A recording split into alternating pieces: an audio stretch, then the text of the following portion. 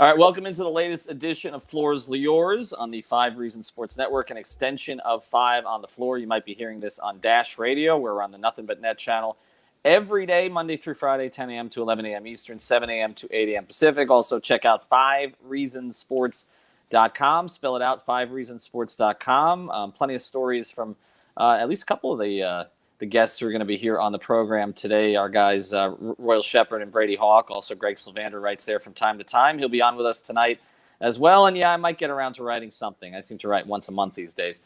This episode is sponsored in part by PrizePicks. I actually just made my picks tonight. So Rob Gronkowski better score a touchdown. If you're tired of losing in fantasy sports, times are changing. Now it's you versus the numbers.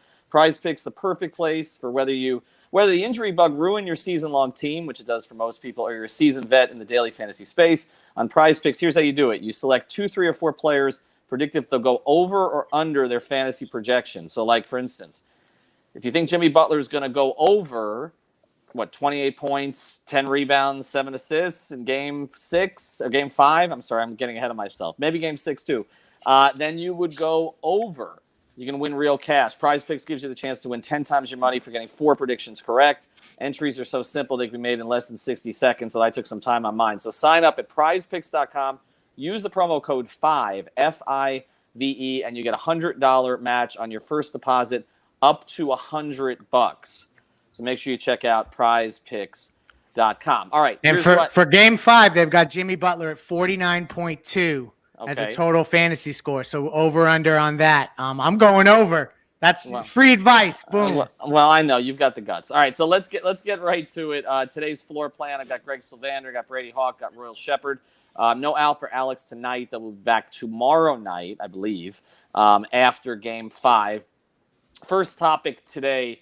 I want to touch on something that has nothing to do with the series first, and then we'll focus on the series going forward. The Executive of the Year was named today. For everybody who always says that the media should not vote on awards, this is an award that I always point to because technically executives should be the most educated people about what's going on in the rest of the league, and they always get this award wrong. Every single year they get the award wrong. I don't even know what they're thinking. Obviously, we go back 10 years.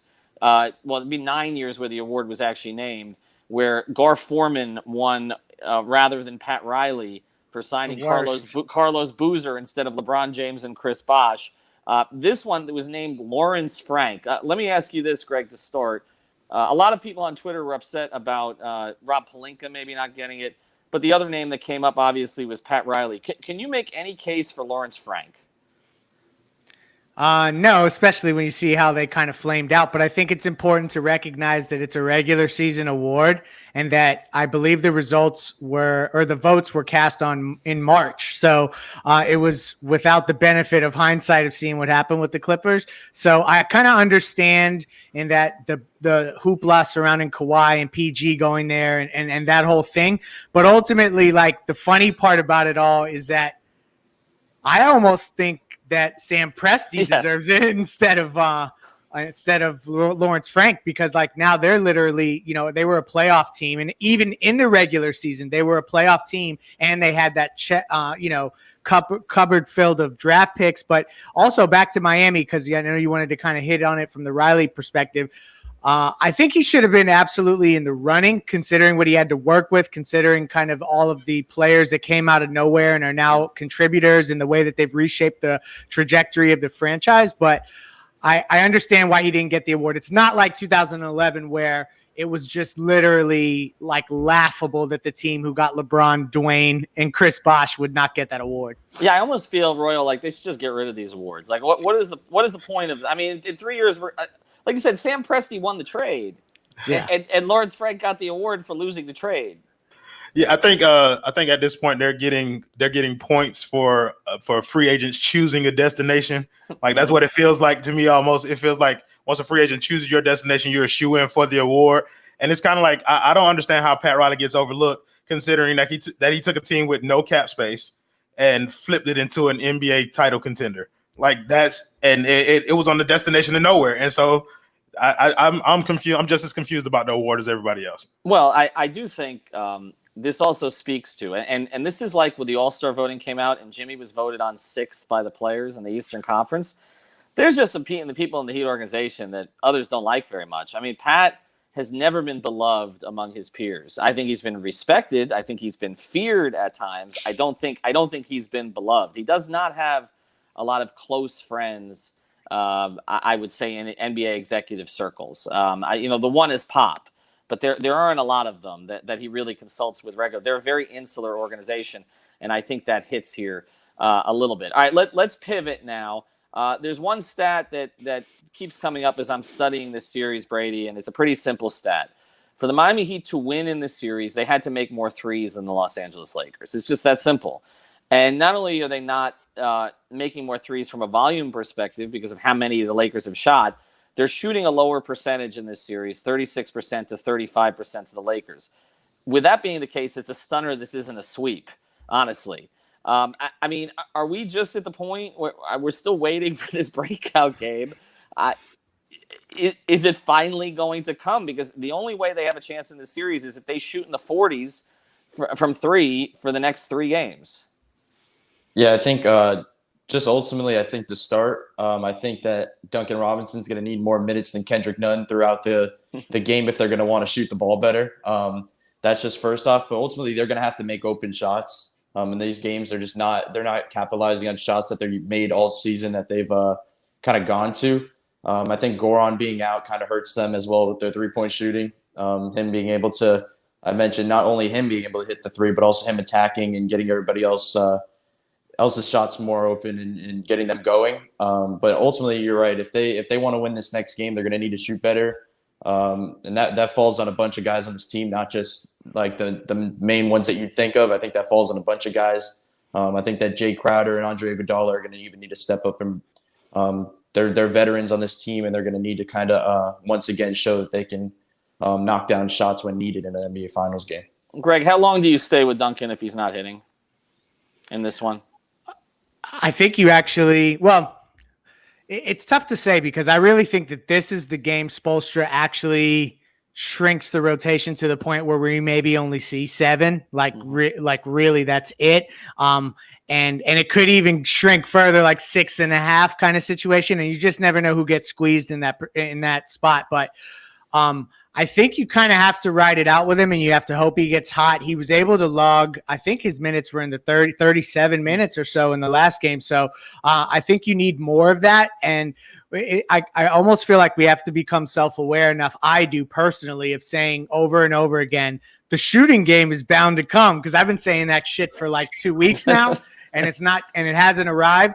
And it's a situation where now there's only 2 ways that they're going to extend this series and make it anything more than the Black Mamba jerseys holding up the trophy in tribute to Kobe tomorrow night. And that is, you have to hit a ton of threes, or you're going to have a Herculean individual performance from somebody. I don't know who that body is. It's probably Jimmy, but it could be Bam or Tyler. You're going to need 30, 40, something like that in order to extend the series. I'm glad you brought that up. And Royal, I want to send this to you. Is it insensitive? We'll get back to the Heat in a second. Is it insensitive to be annoyed by some of the Kobe stuff, the Mamba stuff that's being brought up, or is it insensitive what they're doing? Because I feel it's the latter. Yeah, so I think it's more insensitive as to what they're doing, like throwing up Kobe in our face every chance that they get. Like, we haven't lost in the Mamba jerseys, or LeBron scored the 81st point in 8 minutes and 24 seconds, or right. Ridiculous mundane stats like that. Like, it becomes nauseating at a point to just keep looking at it over and over again. I mean, I don't think it's wrong to be annoyed with it at this point. Like, it's like I'm just tired of seeing it. I mean, it does seem. I mean, we know how great Kobe was. It's a tragedy. I mean, I think everybody agrees by that. We understand his impact to the game, his impact community, to society, the impact obviously on his family. I think everybody respects it and regards it. To me, it's trivializing it. I don't know. I'm with you. Everything is a stat, and it's just weird at this point. And I don't know. It's like the way LeBron has co-opted it.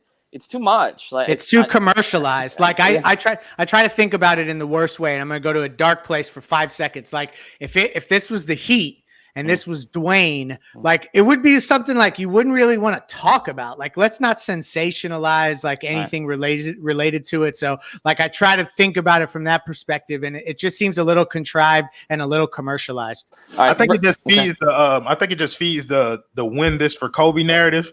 Like I think that's what all this does, and it just gives ESPN something else to talk about. I mean, I don't want to speak for Kobe, but knowing his mentality, I don't know. To me, this doesn't seem like something he would even want. It's to me, it's over the top. All right, let's get back to the basketball. But Greg, you reminded me of that, and it's the last 48 hours. ESPN has gone so hard with it, and it's been tough to watch. Looking at the plus minus in the series or the net ratings, other than Myers Leonard, who played a 2-game stint, it's really hard to make much of that. And a lot of this is still small sample size theater. But Kelly Olynyk still has among the regulars, he's got the best net rating in this series. And yet, again, I don't think he played particularly well in the last game. He didn't play particularly much. If they're going to shrink this rotation down further, where does Kelly fit? Well, I think he'd be 7th. I would think. And I think that he's obviously a weapon that they're going to have. Obviously, without Tyler on the bench anymore, they don't have that big offensive weapon. That's what they've constantly looked for in Kendrick Nunn. But obviously, that hasn't been the case. So they're going to need a weapon like Kelly Olynyk to come out and play. And even when he's not hitting, there's still like a bit of trust, I think, there, because they know that he can get hot at any moment, or get you like a foul call, or get you like a underhand layup around the rim. There's so many things that he can kind of sparky wise. So I think that if they do shrink the rotation, I think they probably go with him and Iggy off the bench. And I think he gets probably a good amount of minutes if they want to shoot the ball well, especially. What do we make of the fact, Greg, again, it's small sample size, but net rating in this series, Hero and Iguodala, and a lot of this was game one because they both had those awful plus-minus numbers, but they're far and away they've been the two worst net rating players on the floor. I guess we need Al for this one to see if the eye test matches up, right? But like, it jumps out. It jumps off the page at you. I mean, has Tyler Hero played poorly in this series? I don't think poorly. I think that he's being overutilized in this context of that. It's like literally the highest competition on the biggest stage. And I think that there has to be some level of that you recognize that he's still got a lot of experience and growth to go. And there's going to be those moments where he's part of big runs that maybe you don't love so much. And so I don't think he's played bad, but I just think that there hasn't been enough of the jaw-dropping moments to maybe overcome some of the inefficiencies or some of the timely mistakes or just that kind of stuff. Like, so it hasn't been his greatest series, but also like for a 20-year-old to, be getting 20 in a game or something like that in the finals, there's still something to that from a futures perspective. Royal, how do you think? That's what I mentioned about in the last game. Everybody was kind of putting the blame that he didn't has to play better, and obviously the turnovers were a problem. But being a rookie of 20 years old and in a finals game, putting up 21, 7, and 3, especially looking back at it, if you were to ask these same people, you're right. like before the season, if that's rookie that everybody didn't want, is if they got to the finals, they put up 21, 7, and 3. I don't think they'd be saying that he had a bad game. Yeah, Heat fans would have hoped that he would have done that in one playoff game at the beginning of this season. Just one playoff game, not a finals game. Right. No, it's true. Well, let's get to the other guy, Royal. How has Andre Iguodala played in this series, in your view? I believe Andre Iguodala has played okay. I mean, I wouldn't say that he's played great, but the things that he does can't be replicated by very many people on this roster. And it's just the IQ of having him on the floor that gives you a certain sense of comfort. So no matter what the box scores really say, Andre Iguodala's worth has never really been measured by that to me. It's just kind of like the level of comfort that he provides with going out. His playmaking is useful. His long limbs are useful against LeBron. So no matter what his plus minus is, I feel more comfortable with him being on the floor than some of our other options. And to that point, though, I think the big reason, like he's been very good defensively on all these guys and has been like made these guys like uncomfortable. But the reason I don't think he's standing out on offense is because Jimmy Butler's playing so many minutes. And all the times that he's been kind of shining on offense and taking over as the playmaker and veteran on the floor. Now that's just not the case because he's playing all of his minutes with Jimmy. So I think that's just a big reason why the plus minus is just not there, because he doesn't have as much control. All right, we're going to talk about Jimmy here in a second. Before we do, Biscayne Bay Brewing, another sponsor of the 5 Reasons Sports Network. I never get the labels right.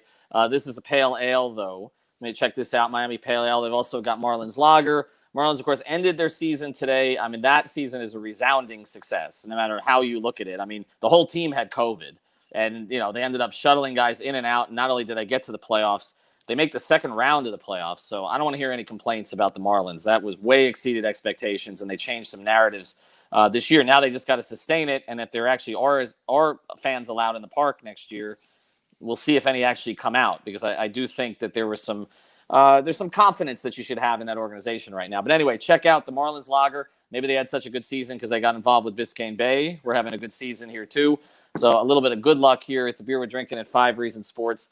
It's made in this community by people in this community. South Florida's actual independent brewery. Check out BiscayneBayBrewing.com to find out where to get it. Let's get to Jimmy Butler. I posted a stat line today, and it's amazing because the stat line is pretty much a mirror image of what the guy on the other side has done this series.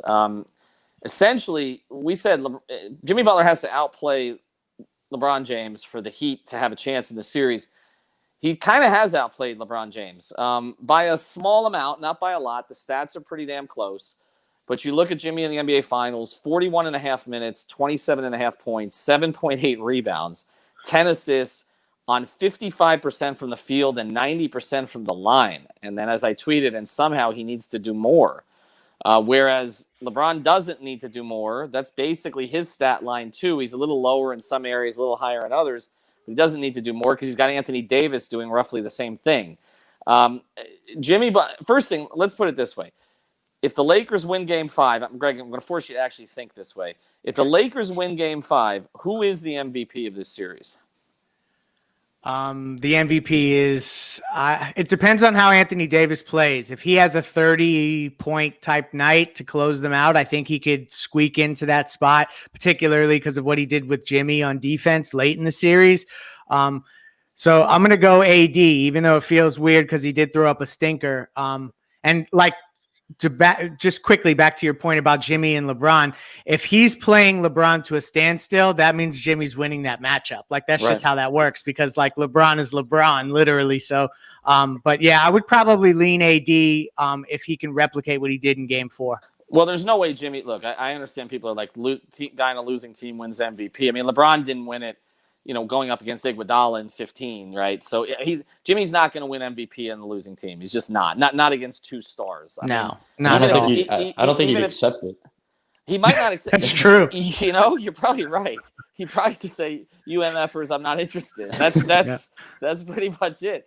You're right. Actually, he would not take it. Whereas LeBron on the other side, if he didn't get it, he'd be mad. He might take it from AD's locker. But it isn't. I kind of think, guys, to me, again, if the Lakers win Game 5, I know we're not supposed to talk like that. To me, it's whoever plays better in Game 5. I think it's close enough now that it'll be one or the other. So let me ask you this, Royal. Does it stain? Because if the Heat had won the 2011 Finals, Dwayne was going to be the MVP, obviously. Correct. It wasn't going to be LeBron. Yeah. And there was a lot of talk at the time that in some way would stain LeBron's legacy because he came down to Miami and was upstaged by his teammate. Now you have a teammate who comes in this time. If AD wins MVP, what's the narrative? Well, honestly, I'm against Greg on this. I think LeBron would win the MVP if they won. You could be right. Yeah, just because of the consistency of his play throughout the series. Like, his numbers have been consistent. He hasn't had that like extreme clunker of a game like AD had. But should AD win this, I don't think the narrative changes much on LeBron James at all. I have him as the second greatest player of all time. And I don't believe that him winning this title, losing this title, winning MVP, losing it changes his stature much in my eyes. I think he's the same before as he will be going forward. Yeah, I'm kind of with you. I feel like part of it is that I think there's something to be said for LeBron figuring out a way to extend his window by getting a guy like Anthony Davis next to him that can kind of start to assume maybe some of the statistical responsibilities at the highest points, because, the 2 30-point games jump off the page for Anthony Davis early in the series. And I know he had the clunker like we talked about, but this is the way LeBron's going to, if he wants to catch MJ, he needs a dude like Anthony Davis that's going to carry the load in the next few years going, further. Yeah, I guess the narrative becomes, does LeBron get praise for stepping aside?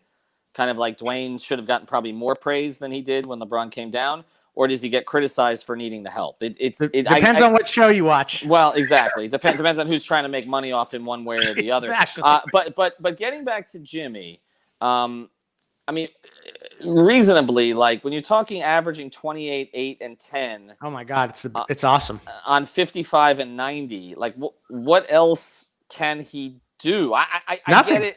They got to hit threes. You said it, Ethan. Like Yeah. Jimmy is doing his job. This is about these other guys hitting threes.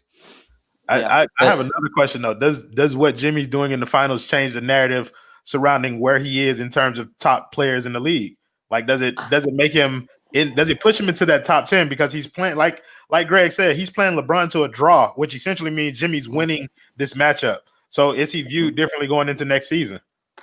I mean, I think fairly he should be, right? I mean, I don't think there's any question at all he's top 15. I think if anybody questioned that, I think now the question is, do you move him into top 10? I mean, look, part of this is you've got 2 elite players, top 5 players in the league coming back from injury next year in Durant and Curry, okay? You already have LeBron, you have AD, you have Kawhi, right? So we're already at 5. I don't put Harden top 5. Some do. I don't. No. No. And then and Giannis. Okay, so I mean, there's really sort of a big 6. And Luka. Right? So now you're at 7. Okay, I mean, this is where it gets a little bit more complex. Now you take Jimmy over Embiid. Do you take Jimmy over Jokic? Do you take Jimmy? Right? So. I mean, you take Jimmy over Paul George right now. Yes. Yeah, absolutely. Do you take Jimmy over? Okay, Brady, I'll throw it to you. Do you take Jimmy over Harden? I do. Yeah, I think you do just off of winning. I do. I take Jimmy over Harden because of defense and just the intangibles. Like I love Jimmy's intangibles. I'm not a big fan of Harden's style of offense. I think it is largely in part because of D'Antoni letting him run rampant and do whatever he wants. So I'm going to love to see Harden play in the system next year, depending on who they get to come in there. Like I would love to see him play in the system to see if those numbers still look the same. And I think the one we were forgetting was Lillard. And Lillard, right? Okay, and Dame, I take Jimmy over Dame. Yeah, right. You do. I think some people would differ with you on that. You take Jimmy over a healthy, I mean, is Dame can Dame defend LeBron? Like. Right. No. Do you take Jimmy over Tatum right now, right?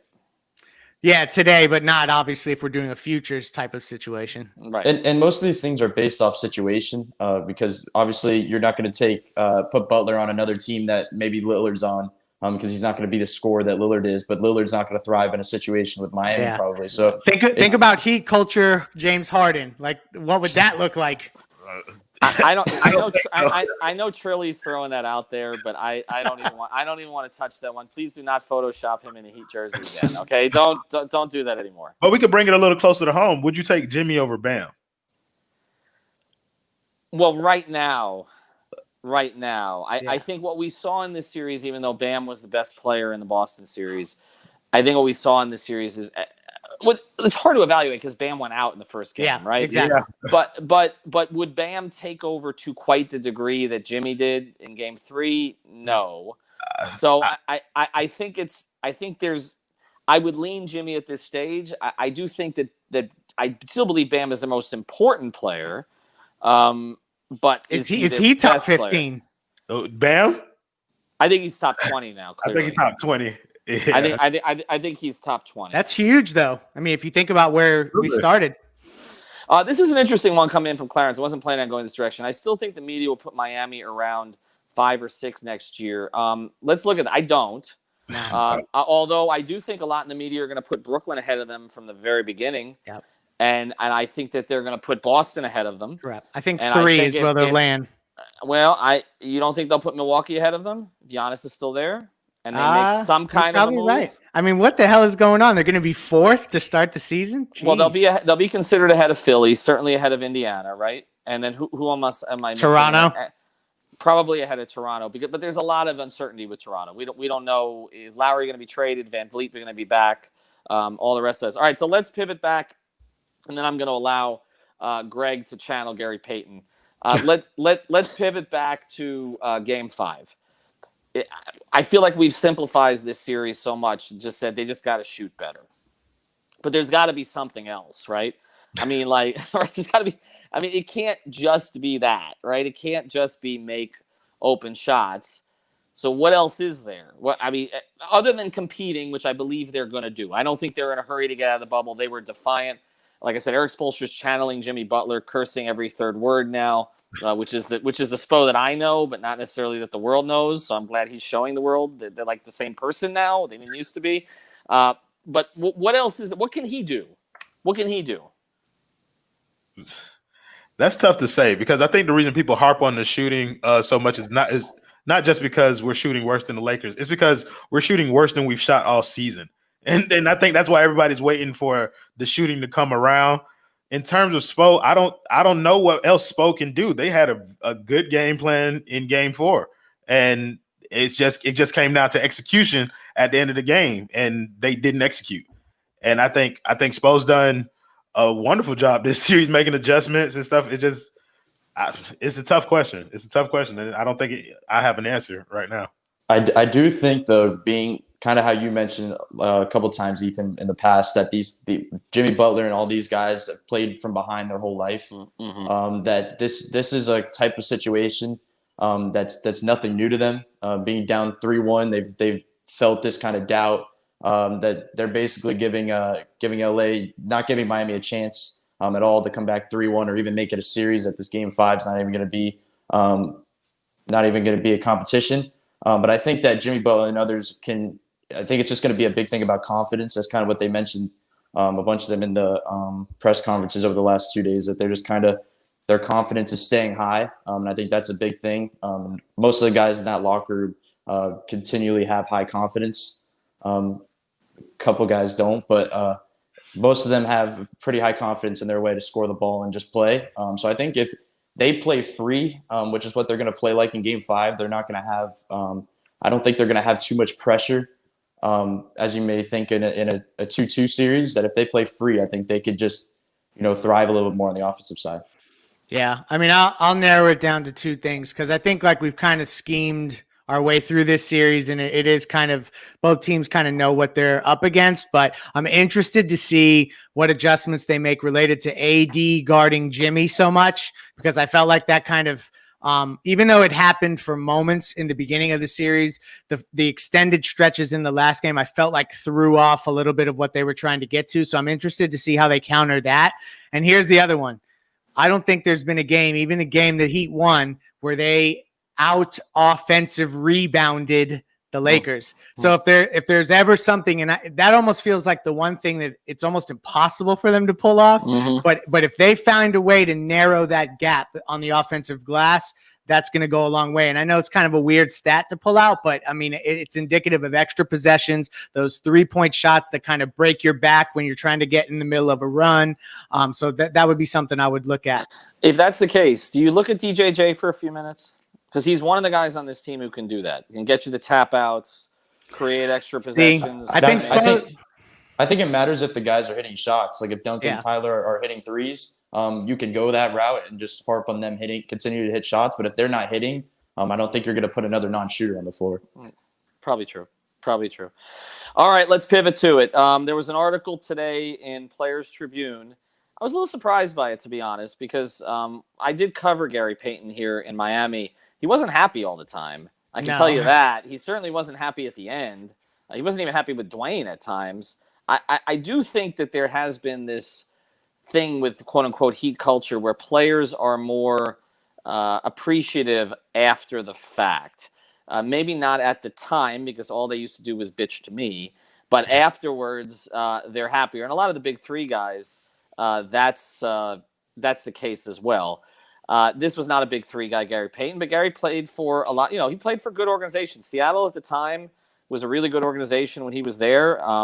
He played with Boston for a little while when it wasn't maybe so much, but Milwaukee at the time. I mean, he played for George Karl, who was a pretty good coach in his day. He's now known for a lot of other things, but he was a pretty good coach in his day. And his article today in Players Tribune, I mean, basically, I read it and it was like Greg Sylvander talking, except with some, wanting to curse the whole time. That was pretty much it. So I encourage everybody to read it. What Gary Payton says is the difference between quote unquote Heat culture and other places he played. Greg, I will allow you the floor here. You do your Beautiful. best Jeep. Do your best GP. What the fuck you running, coach? There you go. Right? Go ahead. Exactly. I'm not going to read the whole thing. We're not going to bore everyone that way, but I do want to talk about that. Gary Payton in the article said Pat had been recruiting me since '96, and he offered him a lot of money back then. I distinctly remember, and I was a teenager at the time, I guess high school. Those were those years. I went up to Gary Payton that offseason, and I said, "Are you coming to Miami?" And he said, "Tell Pat to get me there," and I'm there. And that always stuck with me because I always thought about what if Gary Payton had came to the Heat in his prime, because he was like the only point guard in the league better than Tim Hardaway at that time. But the thing I really want to get to in this article relates to what Gary Payton closed out with. And he's talking to the 2020 Miami Heat. And I think it's just a cool thing that had me wanting to run through the wall of my living room. And I think Heat fans will agree when we get to it. And it was piggybacking off of some speeches that took place when the season was on the line in 2006. And that team found a way to win 4 in a row and come back and win the championship against Dallas. So he essentially said, with the season on the line, I got one message. Everyone doubts you right now. Everyone's writing you off. They're getting ready to crown them other guys. They're shining up that trophy for him. They've got that champagne on ice, but they forgot about one thing. Y'all are still here. Y'all are still here, and y'all belong here. Next 3 games are for the culture. They forgot about the Miami fucking Heat.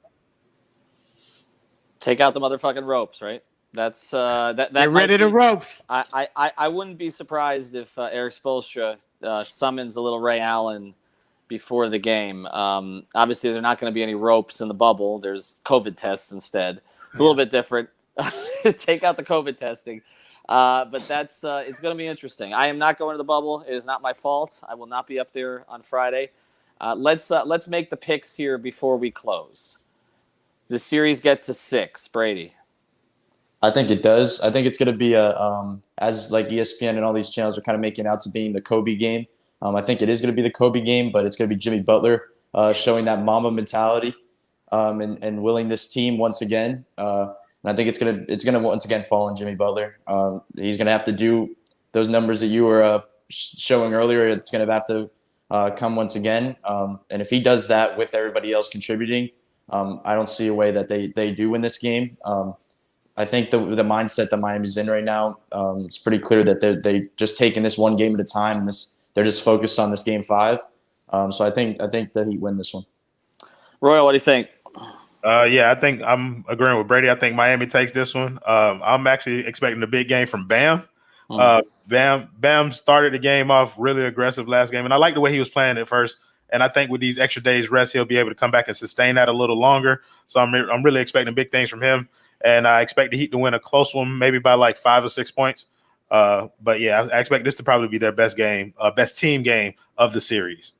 Greg, well, I know what's happening here. Go ahead. I mean, come on. But you know where I'm going with this. But, this is the funny thing. I'm just going to say this. I tweeted that if Goran Dragic was available and healthy in this series, that it would be 2-2, and you can't convince me otherwise.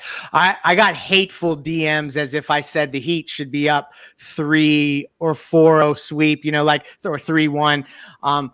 This series has not been that far apart. Obviously, the first game was ugly, but they've been playing them really, really close. I'm going Miami to get this one and extending the series because why the hell not? I'm torn on it.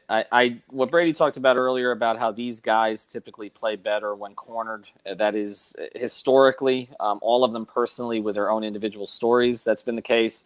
Collectively, that's been the case. So I have no fear of them having a clunker. I think that there will be a strong effort. They've been in the bubble for more than 3 months. What's another few days? So I think they're going to come at the Lakers. My concern in this game is why, and I'm not ready to make a pick yet. I'm probably going to do it tomorrow. But my concern in this game is I just have a feeling this is going to be one of these games that Heat fans come out of it and saying, LeBron and AD got all the calls late. It feels to me like that. I don't know who the officials are going to be. I think Miami's going to be right there. And then I just don't have a good feeling about what the last 3-4 minutes are going to look like here. I just don't. I just think they have 2 guys who will figure out a way to get to the line at the end of it. If the Heat are going to win this game, to me, they got to blow them out with their shooting. They just got to come out from the very beginning, shoot the lights out, get up 12 at the end of the first quarter, and just try to hold on at that point. But I think if it's a tight game that goes too far, I don't have a great feeling about it. And the last thing I want after this season, this thing's been going on for more than a year. I mean, literally, they were in Palm Beach. Alex and I were in Palm Beach at Kaiser University early October last year. Okay, that's where this thing started.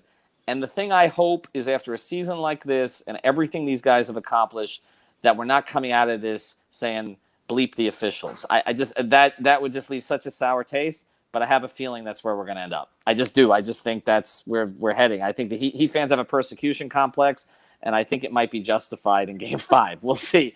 All right, check out 5reasonsports.com, prizepicks.com. The code is 5, F-I-V-E. Also, BiscayneBayBrewing.com.